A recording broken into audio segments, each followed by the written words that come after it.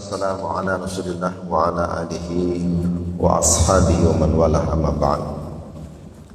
Qala Allah Ta'ala fil Qur'anil Karim, ya ayyuhalladzina amanu taqullaha haqqa tuqatih wa la tamutunna illa wa antum muslimun. Saudaraku seiman rahimani wa rahimakumullah wa ajma'in. Alhamdulillah, puji syukur kepada Allah Azza wa Jalla, pada subuh kali ini Allah bukakan mata kita, kembalikan ruh kita ke jasad kita sehingga kita bisa mengerjakan apa yang wajib kita kerjakan. Salah satunya adalah kita sholat berjamaah di masjid yang kita cintai ini. Kemudian sholat dan salam semoga selalu tercurahkan atas Nabi yang mulia Rasulullah Muhammad sallallahu alaihi wasallam. Demikian pula kepada keluarga beliau, sahabat-sahabat beliau, dan kepada seluruh pengikut beliau hingga yaumul qiyamah. Ikhwani fillah, a'azzana Allah wa iyyakum ajma'in. Pembahasan kali ini adalah pembahasan hadis dari kumpulan hadis yang ditulis oleh Al-Imam An-Nawawi rahimahullah rahmatan wasi'ah. Beliau merupakan ulama Syafi'iyah yang sangat luas ilmunya dan sangat produktif, banyak sekali tulisan-tulisannya yang sangat berfaedah, di mana tulisan-tulisan beliau itu dijaga oleh para ulama dan dipelajari oleh para thalabul ilm, kemudian disebarkan kepada kaum muslimin. Insyaallah, semoga Allah memberikan tempat kepada beliau surga yang sangat luas, dan Allah memberikan kesempatan kepada kita semua untuk mengamalkan apa yang sudah diwariskan oleh beliau. Baik, saudaraku sekalian,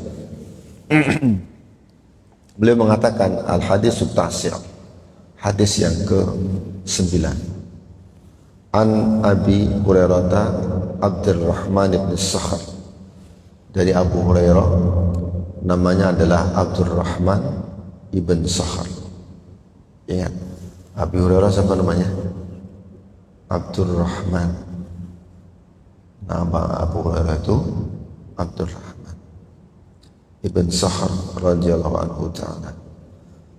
Qala sami'tu Rasulullah sallallahu alaihi wasallam, aku mendengar Rasulullah bersabda, ma nahaitukum anhu fajtanibuhu wa ma amartukum bihi fa'tu minhu mastata'tum. Apa yang sudah aku larang untuk kalian, maka tinggalkan, dan apa yang aku perintahkan untuk kalian kerjakan, kerjakan semampu kalian. Fa inna ma ahlakal ladzina min qablikum kathratu masailihim wa ikhtilafuhum ala anbiya'ihim. Sesungguhnya kehancuran orang-orang sebelum kalian, maksudnya siapa ini?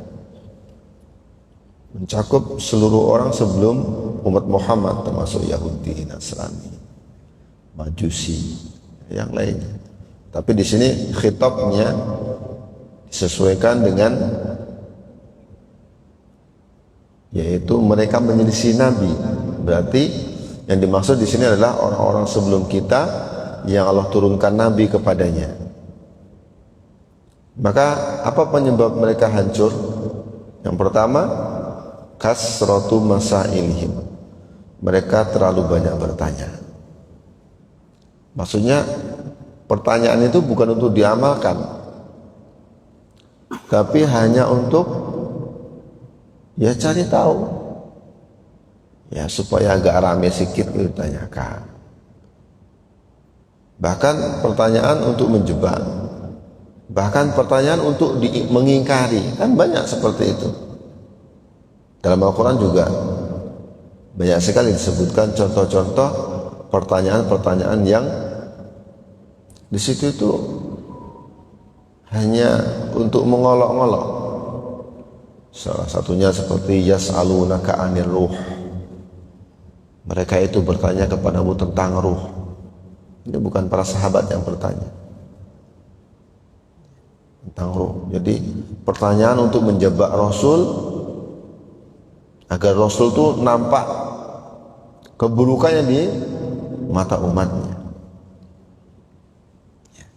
Kalau pertanyaan sahabat tuh seperti yas'alunaka 'anil mahid. Mereka bertanya kepadamu tentang haid. Nah, ini para sahabat yang bertanya. Yas'alunaka 'anil anfal. Mereka bertanya kepadamu tentang harta rampasan. Insyaallah faedahnya. Jadi mereka terlalu banyak bertanya kepada nabinya tentang hal-hal yang aneh-aneh.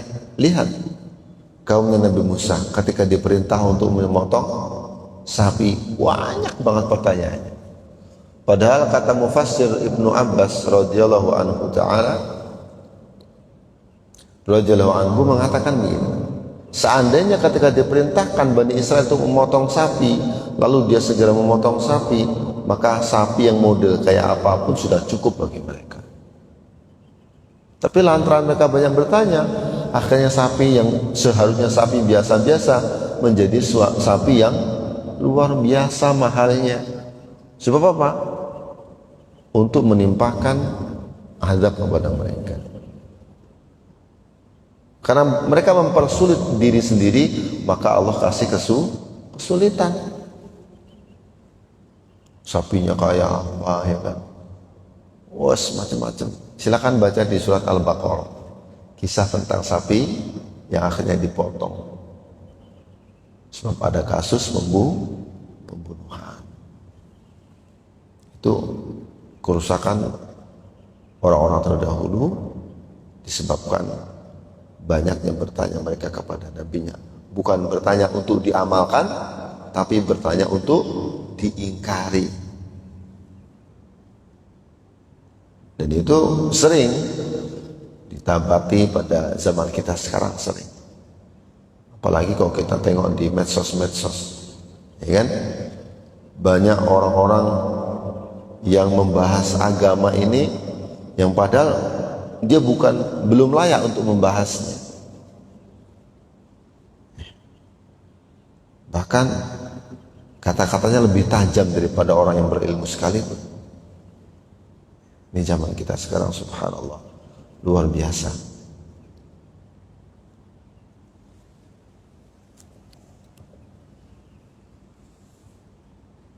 Padahal termasuk kezaliman adalah meletakkan sesuatu bukan pada tempatnya. Menempatkan kita seperti orang yang ahli agama, padahal bukan ahlinya. Ini zalim namanya. Lihat, seseorang terkadang membicarakan tentang sebuah profesi itu tidak berani. Ada temennya ngobrol tentang bengkel motor, dia tidak berani nyaut. Kenapa? Dia memang merasa bukan ahlinya. Sekalipun di medsos, oh mungkin ini businya, dia tidak tahu bentuk busi aja kayak apa. Ya sudah, diam sebetulnya, karena memang bukan profesinya dan bukan ahlinya. Demikian juga dengan masalah-masalah agama, apalagi masalah akidah. Jadi teman-teman sekalian, antum jangan mengira kalau jempol kita zaman sekarang itu tidak dihisap oleh Allah. Sebab salah satu yang kami bahas kemarin ketika daurah di Batu Malang, lisan zaman sekarang itu digantikan dengan ini. Kok dulu harus ngomong dulu, sekarang kan tidak payah-payah ngomong, ya kan? Tinggal main jempol ini udah kayak bicara mewakili. Ini jempolnya mewakili kita ngomong, maka hati-hatilah. Maka hati-hatilah. Jangan sampai kita ngomong-ngomongkan sesuatu, ternyata kita mendapatkan kesulitan kelak setelah kita mengomongkan sesuatu tersebut. Baik, kita lanjutkan. Kemudian sebab yang kedua adalah waqtilafuhum ala anbiya'i. Mereka sering sekali atau mereka kebiasaannya menyelisihi nabinya. Nabinya ke kanan, dia ke kiri. Nabinya ke depan, dia ke belakang.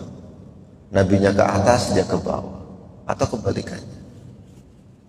Ini kebiasaan orang-orang sebelum umat Muhammad SAW. Nah, ini diperingatkan oleh Rasulullah. Jangan sampai menimpa kita. Apa yang disampaikan Rasul berupa larangan, tinggalkan. Apa yang disampaikan Rasul berupa perintah, kerjakan semampunya.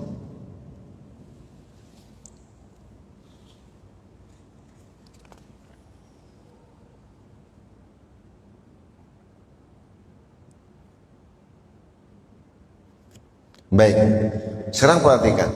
Di dalam hadis tersebut, Rasul menyebutkan, "Mana haitukum fajtanibuhu." Apa yang aku larang kalian untuk mengerjakan sesuatu, tinggalkan. Jadi, tidak seperti perintah Rasul begini, "Wa ma amartukum bihi."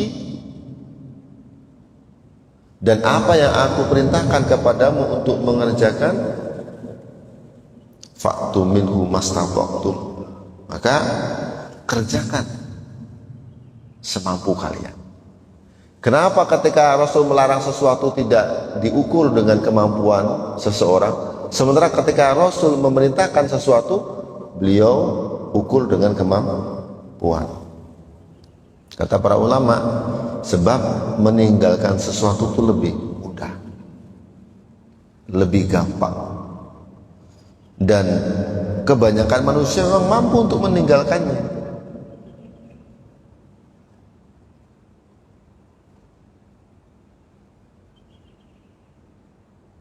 Adapun perintah, ini tidak semua orang mampu.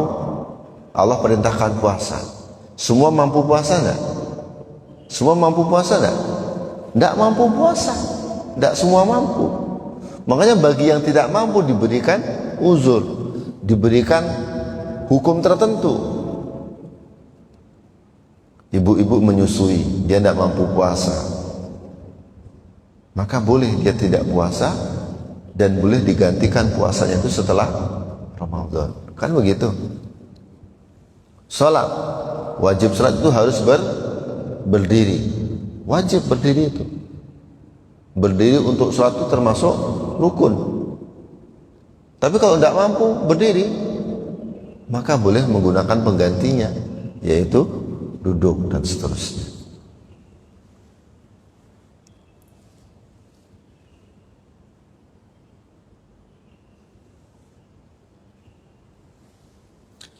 Ada beberapa faedah yang perlu kita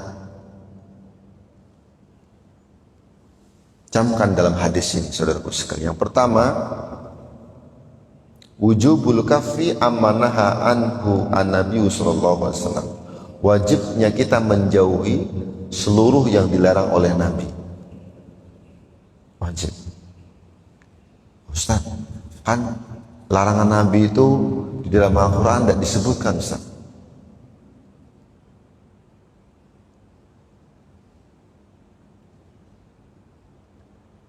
Sebenarnya sudah disebutkan secara umum. Sebagaimana Allah berfirman, ya ayyuhalladzina amanu athi'ullaha wa athi'ur rasul. Wahai orang-orang yang beriman, taatilah Allah dan taatilah Rasul. Salah satu bentuk mentaati Rasul itu apa? Mengerjakan apa yang diperintahkan beliau, meninggalkan apa yang dilarang beliau.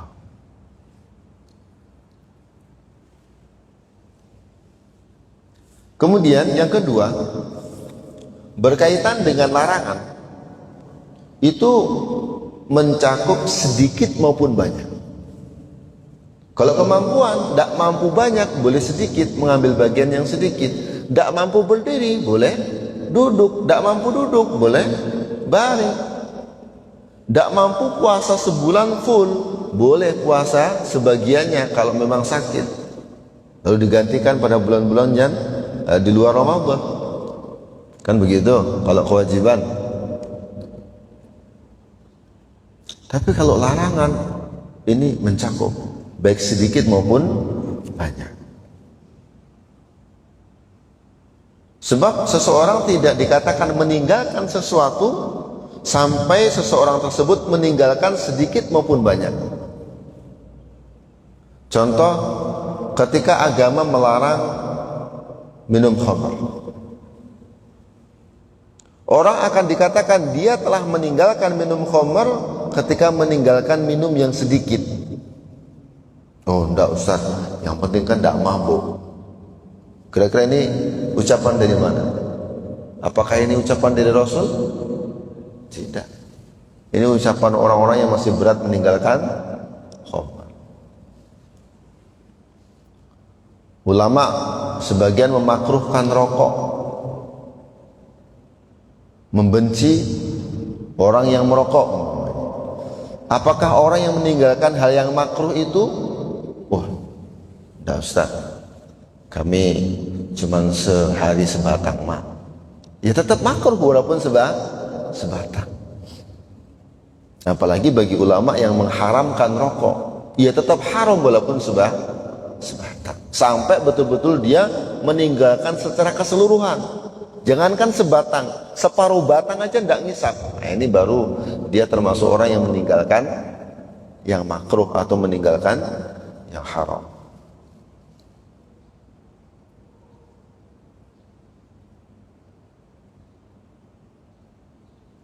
Agama melarang riba, baik riba yang sedikit maupun riba yang banyak.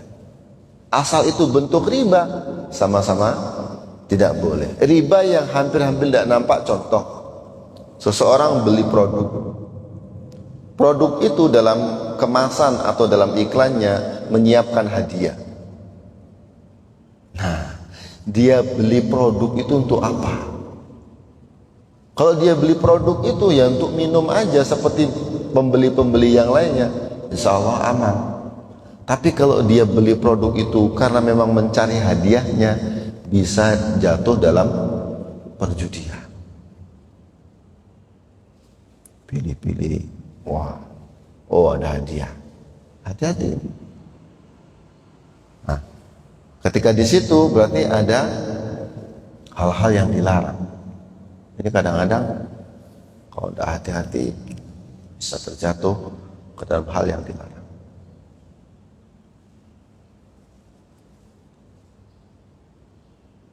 Seperti juga riba yang kadang-kadang tersembunyi. Itu riba yang ada pada utang piutang. Seseorang berhutang kepada temannya, sebagai jaminan motornya ditinggalkan, ya kan? Nah, dipakai uang. Selama motor itu di rumah orang yang punya duit, orang yang ngutangin, motor itu dipakai, diambil manfaat, itu riba. Sebab dia mengutangkan duit, mengambil keuntungan dari duit yang dia hutangkan. Sementara duit pasti kembali. Lalu bagaimana? Kalau mau dipakai boleh, tapi akadnya sewa. Jangan dipakai begitu aja. Gitu. Jadi seseorang bisa dikatakan meninggalkan riba sampai dia meninggalkan sedikit maupun banyak, apalagi banyak ya. Itu yang kedua.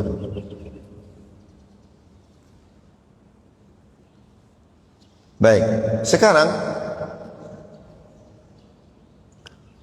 apakah larangan itu keseluruhan?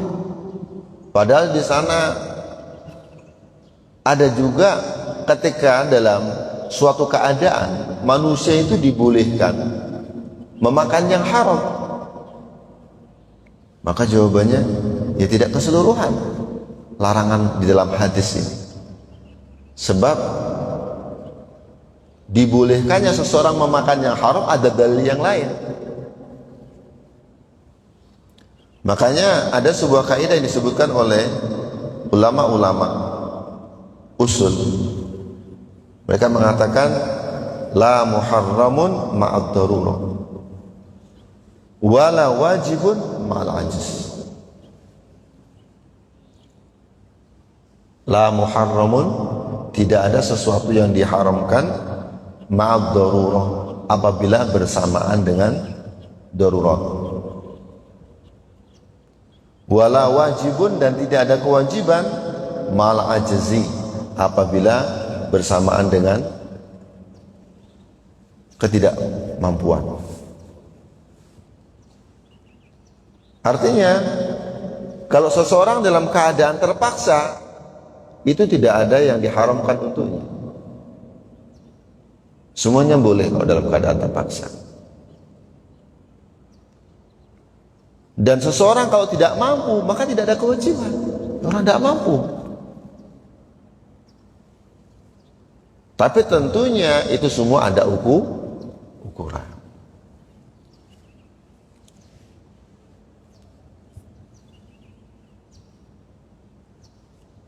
Sehingga kita katakan Rasul melarang sesuatu. Apakah ini termasuk juga Rasul melarang seseorang memakan bangkai ketika terpaksa? Tidak.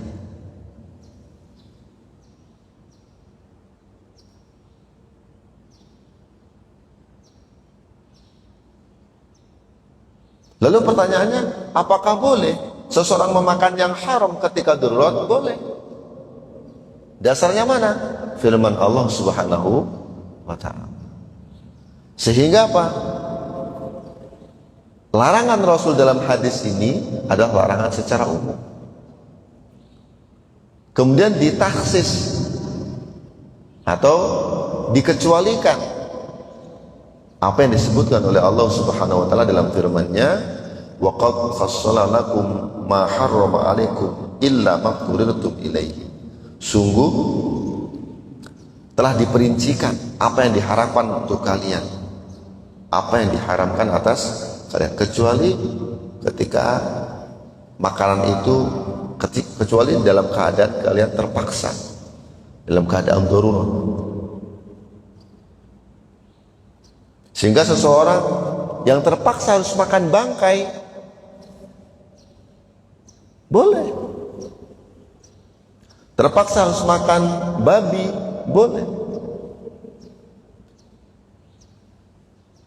Bahkan seseorang dibolehkan untuk meminum khamr dalam satu keadaan. Kira-kira kapan kita dibolehkan minum khamr? Ada yang bisa jawab?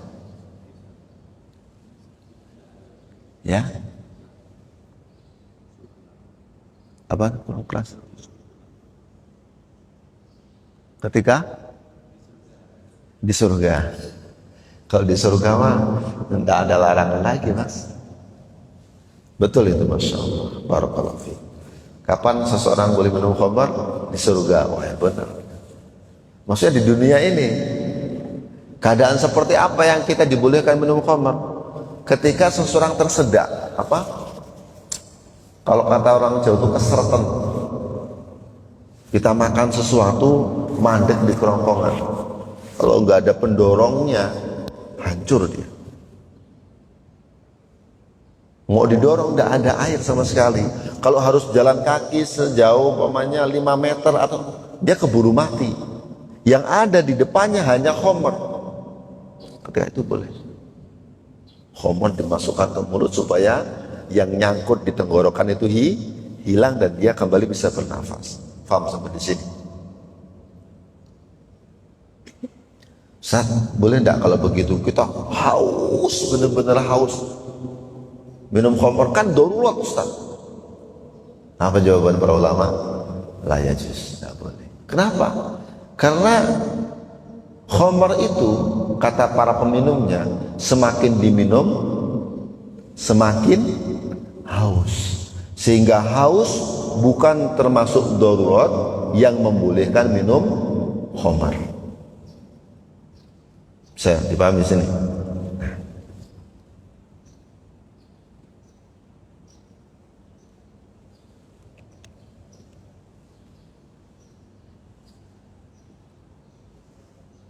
Kemudian seberapa sih dibolehkan seseorang mengonsumsi yang haram ketika darurat?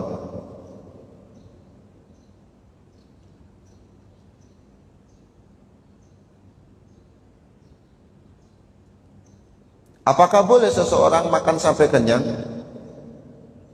dalam keadaan darurat untuk memakan sesuatu yang haram,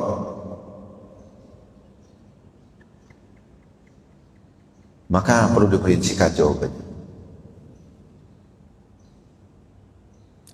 Kalau sekiranya seseorang dalam pikirannya dia berat sangkanya di depan sana ada yang halal, sekian jam nanti akan dapat sesuatu yang halal, maka ya sudah, dia makan secukupnya, tidak perlu bawa bekal. Contoh ketemu rusak udah tergeletak gitu, berarti kan bangkai, maka setelah dia makan boleh bekal, tidak perlu bekal. Tapi kalau dia masih dalam ini masih tidak tentu, ini belum tentu di depan menemukan sesuatu yang bisa dia makan, maka boleh membawa bekal secukupnya.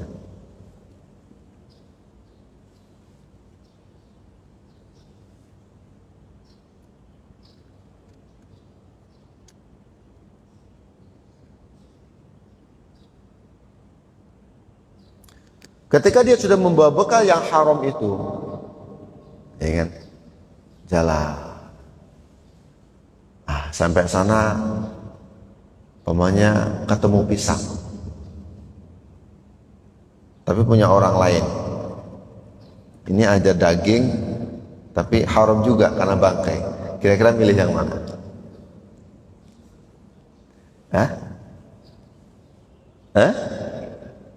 Siap. Insyaallah, barakallahu fiik. Beli dagingnya. Karena daging ini tidak berkaitan dengan hak orang lain. Coba bayangkan antum kalau antum milih pisangnya. Sudahlah pisang itu haram karena itu curian, nanti harus minta halalnya lagi yang belum tentu dihalalkan oleh yang punya. Kan makin ribet, ya enggak? Maka memilih yang tidak ada kaitannya dengan anak Adam itu menunjukkan bahwa hak anak Adam itu luar biasa. Jangan pernah menyepelekan hak anak Adam, sekalipun itu hanya biji kacang. Orang kadang-kadang kan terlalu sepele, apalagi memang sengaja cabut singkong tetangga. Ini sih memang keterlaluan. Kawan yang nanam singkong lalu dia yang manen, aduh, udah gitu pohonnya ditanamnya gitu supaya masih nampak ada isinya. Begitu cabut sudah habis. Ini memang keterlaluan benar. Ini jangan.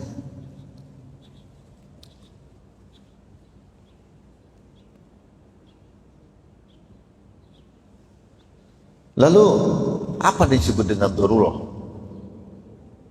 Apa sih yang disebut dengan darurah sehingga orang itu boleh makan haram?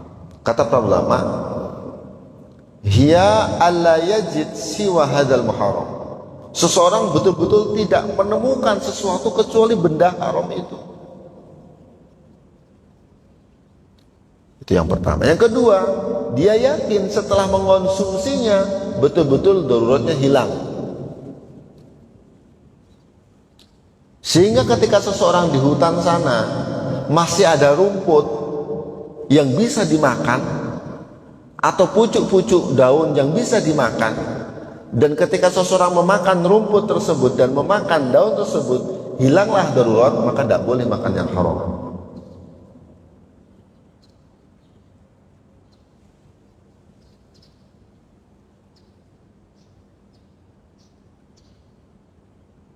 Atau seseorang begini, dia ketemu benda yang haram, tapi dalam pikirannya, ini kalau gunung model kayak gini, di lembah sana itu biasanya ada tumbuhan ini yang mubah untuk dimakan, maka tidak boleh ngambil yang haram, karena dia masih berat sangka ada yang mubah. Sampai dia mencari dulu yang mubah, kalau tidak ketemu balik lagi kepada yang haram.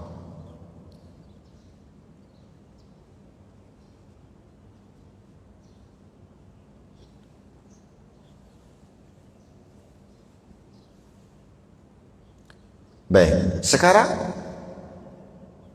tidak ada yang lain, tinggal benda yang haram. Yang kedua, apakah bisa hilang daruratnya dengan benda haram ini?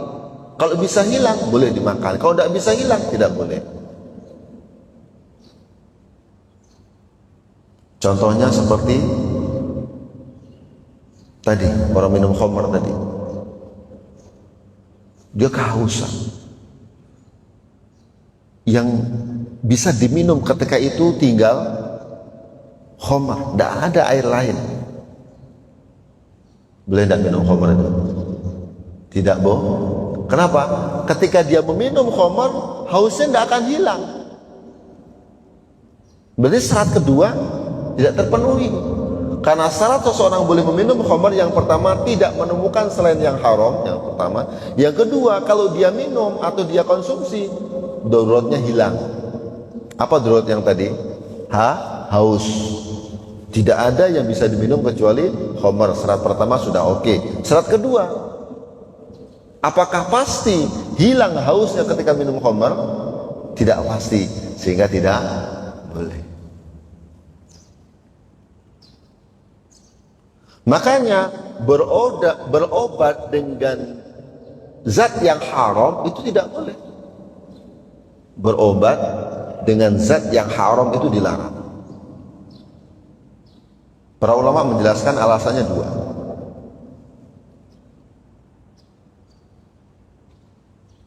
Yang pertama, li'annahu qad yabra al-marid biduni dawa. Sebab terkadang seseorang yang sakit itu bisa sembuh dengan sendirinya, sehingga tidak ada darurat untuk harus minum obat yang haram. Banyak kan, sering kan terjadi, sakit sudah pusing dia cari obat kesana kemari, rupanya dibiarkan aja, tidak pernah dipikirkan, malah sembuh. Sehingga penyakit itu bukan darurat yang seperti apa. Yang kedua, qad yatadawa bihil marid wa la yabra. Terkadang seseorang sudah berobat dengan obat tertentu tapi tidak sembuh. Sehingga dua syarat itu tidak terpenuhi untuk mengkonsumsi zat yang haram. Yang pertama, seseorang tidak berobat pun bisa sembuh, berarti bukan darurat. Ini bukan satu-satunya benda yang boleh dikonsumsi, boleh dengan cara yang lain, ya kan? Yang kedua, dan terkadang orang pun banyak mengkonsumsi obat, penyakitnya tidak sembuh. Berarti syarat yang kedua tadi belum tentu ketika dia mengkonsumsi benda yang haram itu daruratnya hilang. Karena terkadang seseorang meminumnya, penyakitnya juga tidak sembuh. Ini sering terjadi, teman-teman sekalian.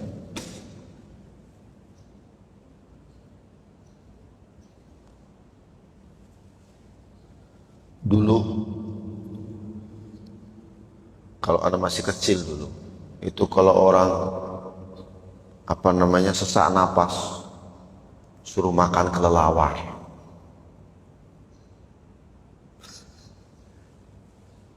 Padahal sesak napas itu tidak diobatin, kadang-kadang juga sembuh. Dengan istirahat teratur, mandi pagi teratur, bisa sembuh. Dan orang yang makan kelelawar pun sampai sekilo lebih pun belum tentu sembuh. Ada yang lebih ekstrim lagi. Kalau kena gatal-gatal, suruh konsumsi daging guguk. Tahu guguk ya? Tahu enggak guguk? Lebih ekstrim lagi. Subhanallah, aneh-aneh orang dulu itu.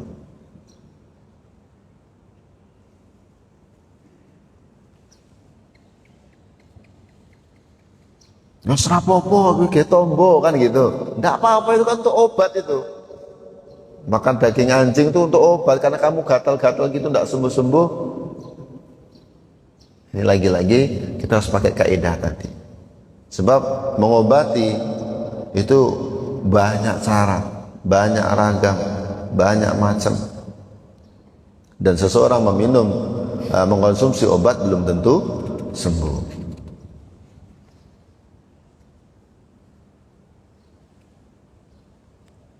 Tinggal satu lagi.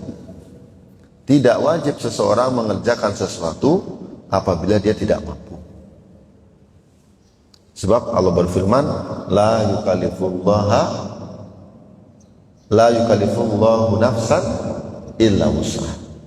Allah tidak berikan beban kepada seseorang kecuali yang dia mampu untuk mengerjakannya.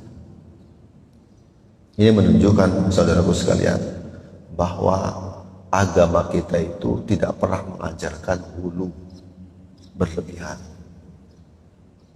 dalam apapun. Tidak boleh terlalu tafrid itu meremehkan, dan tidak boleh terlalu ifrat, yaitu berlebihan. Kita pertengahan. Kepada sesuatu yang haram kita juga tidak antipati, karena terkadang kita membutuhkannya dalam suatu keadaan. Kepada perintah kita juga tidak terlalu bagaimana, karena terkadang kita terhalang dengan kemampuan. Lalu bagaimana? Sudah kerjakan sesuatu sesuai dengan perintahnya.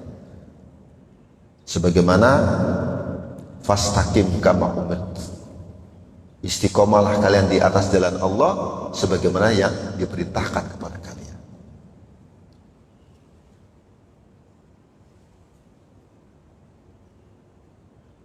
Tetapi teman-teman sekalian, yang perlu digarisbawahi ini adalah kemampuan. Betapa banyak orang yang beralasan dengan kemampuan padahal dia mampu, tapi tidak berusaha maksimal. Contoh, kalau sudah hampir masuk bulan puasa, mulailah terdengar desas-desus cerita seseorang yang duduk di warung kopi kalau dia terkena mah kronis. Aku suka kembung pagi-pagi, tapi ngopi jangan terus, kan begitu. Aneh kan? Gak bisa anak nih. Paling mampu tuh ya 10 hari lah puasa tuh. Itu udah maksud rasa mau mati. Nah, mantap bahasanya deh kan. Mulai itu mahnya, encoknya, apalah. Aku kalau bangun pagi tuh pegal-pegal, macam-macam. Muncul semua penyakit-penyakit itu ketika menjelang Ramadan. Pernah dengar enggak? Atau cuma anak sendiri kali yang dengar kayak gitu? Nah, maka ini tidak boleh berlandaskan seperti itu. Dia harus mencoba, harus melawan. Betapa banyak orang yang sembuh dari penyakit mahnya gara-gara puasa malahan. Jadi kemampuan itu yang tahu diri kita, yang mengukur kejujuran kita, bukan orang lain yang mengukur kemampuan kita itu. Yang tahu kemampuan diri kita adalah kita. Yang mengukur kemampuan kita siapa? Kejujuran kita.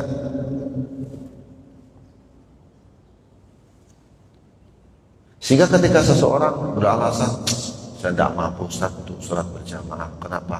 Sibuk. Betulkah dia tidak mampu? Tinggal kejujuran dia.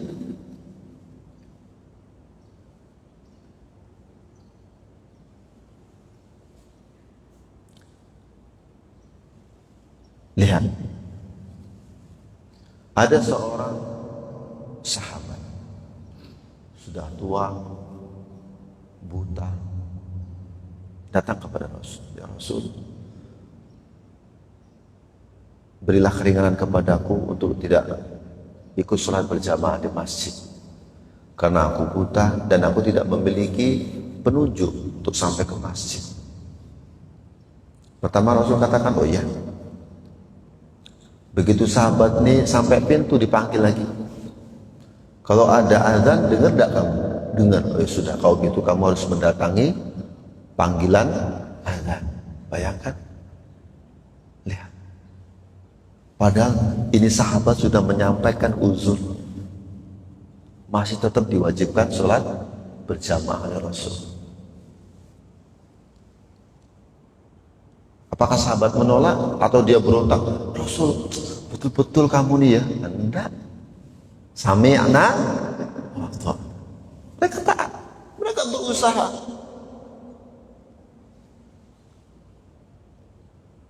Lihat, datang seorang wanita yang memiliki penyakit ayan kepada Rasul. Ya Rasul, mintalah kepada Allah agar Allah menyembuhkanku. Kalau Rasul ngangkat tangan minta kepada Allah, kira-kira dikabulkan nggak? Dikabulkan.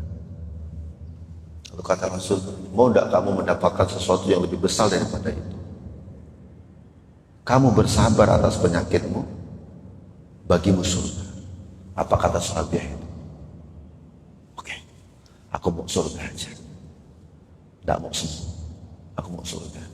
Tapi ya Rasul, mintalah kepada Allah, kalau aku pas kumat, jangan sampai tersingkap auratku. Maka Rasul meminta kepada Allah, kalau dia sakit pas kumat, ayan, tidak tersingkap aurat. Dan betul, wanita itu bersabar di atas penyakitnya sampai ajal menjemput. Lihat kemampuan dia untuk bersabar, betul-betul dikuras semua kekuatannya untuk bersabar di atas penyakit. Tapi apa jaminannya? Surga. Padahal kalau dia ngeyel loh, betul, jalan menuju surga itu kan ibarat kata orang ada 1000 cara menuju Roma. Woi, kan bisa, tapi mereka tidak seperti itu. Menghadapi perintah dari Allah dan Rasulnya itu betul-betul dihadapi dengan kemampuan maksimal, bukan mencari alasan. Nah, ini untuk menolak, untuk membantah seseorang yang sedikit-sedikit tak mampu, sedikit-sedikit tak mampu, sedikit-sedikit tak mampu, seakan-akan betul-betul tidak mampu, padahal itu cuma sebuah alasan.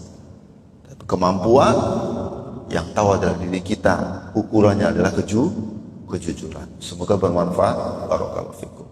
Mungkin ada satu pertanyaan.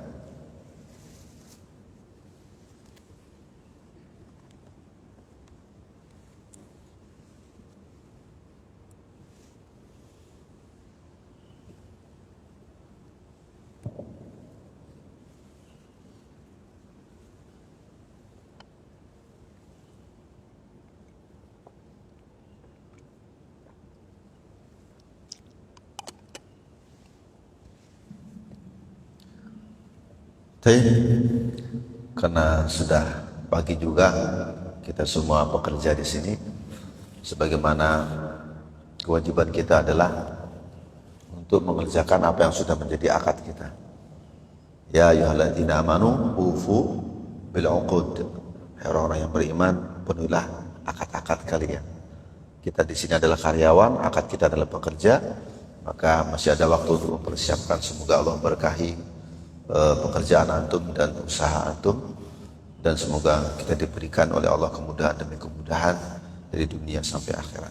Barakallahu fikum wa jazakumullahu jazaan katsira wa akhiru da'wana alhamdulillahi alamin. Subhanakallahumma bihamdika asyhadu an la ilaha illa anta astaghfiruka wa atubu ilaik. Assalamualaikum warahmatullahi wabarakatuh.